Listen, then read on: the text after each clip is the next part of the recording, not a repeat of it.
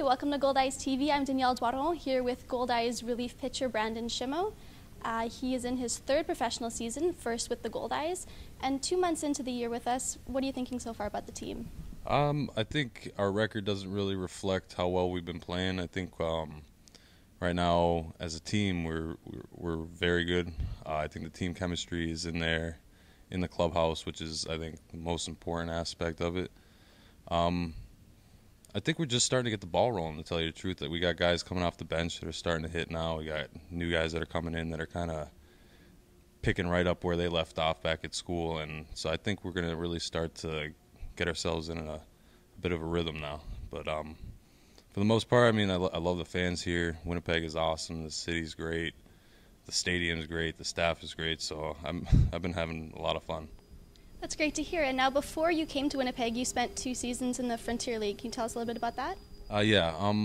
Well, I was out in Evansville. I was there for about a year and a half, and I mean, the fans out there were very similar to the fans here. Really loyal. I mean, we had like 6,000-7,000 like every game, which was awesome. I mean, stadium not quite as nice. I mean, it just turned 100 years old last year, so that was a completely different different scenery, I guess you'd say. But it was I mean, for independent ball, you would think it's the same, but it's completely different. You got guys out there that are trying to hit for batting average as opposed to guys here trying to hit home runs.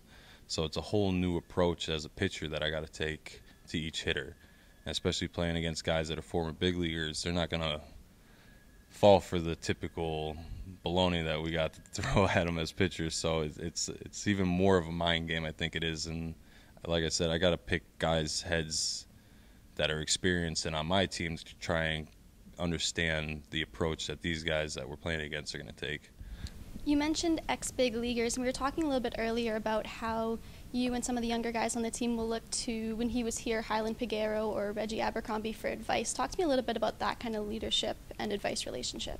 Well, for one, they're both very humble players, which, I mean, you don't always get that from guys that are former big leaguers that are down here in indie ball. You're thinking that they might be what we like to say big leaguers, but they both are pretty. I mean, they're not quick to judge. They're very helpful right off the start. Like Carter, the new guy that we just picked up, when he got on the bus, I mean, the kid had to feel like he was kind of out of place and stuff like that. But Reggie kind of helped introduce him, got him like a little bit more comfortable, get his feet wet type of thing. And I think as a team, we all knew that we liked the kid from the start, but he didn't really know it, so we kind of had to like help him feel a little bit more comfortable, because we all know, we've all been there before.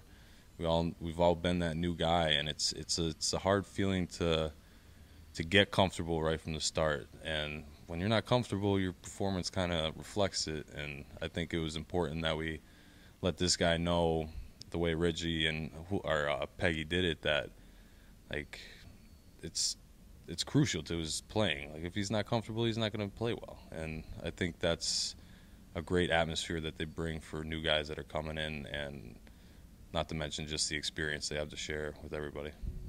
You mentioned atmosphere and being comfortable, and one of the first things I notice about you, and I think other people notice about you, is that you're always smiling. No. And you were mentioning before that you like to have fun, and when you're coaching kids, you tell them it's all about having fun, and you're smiling when you're on the mound. Yes.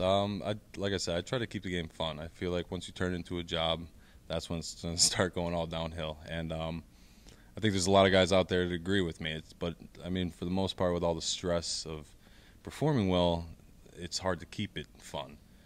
But I mean, you gotta kind of mentally block all that out when you get out there. You can't be thinking about what if this happens, what if that happens. You literally just have to go out there and just perform. Just do what you train yourself to do. Trust in what you've done up to that point, and just do it. And I don't know how to explain it any more than that. You got to keep it that simple, because the more complex you make it, the more complex results you're going to get, and it's going to be harder to understand what you need to do next time. That's great advice. Thanks, Brandon. You're welcome.